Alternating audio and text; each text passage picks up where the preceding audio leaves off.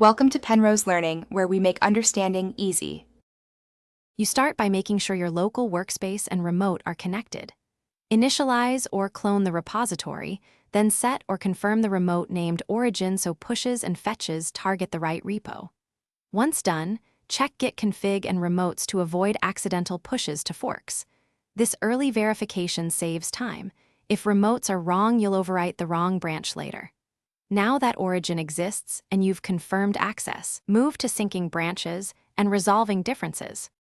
You fetch remote changes first, so you have the latest commits without altering your working branch.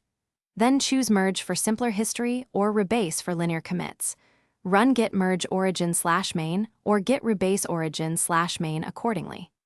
If conflicts appear, open affected files, resolve decisively, stage each fix, and continue the workflow with git commit or git rebase continue. Make sure to run tests or linting after resolutions to catch regressions before pushing.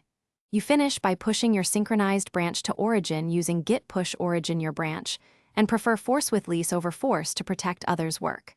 After pushing, confirm the remote branch and CI status so merges proceed cleanly. If continuous integration fails, inspect logs to understand the root cause, then either revert the bad commit or apply a fix and push again. Quick troubleshooting tip. If history mismatches, run git fetch and compare branches before forcing. That prevents lost commits.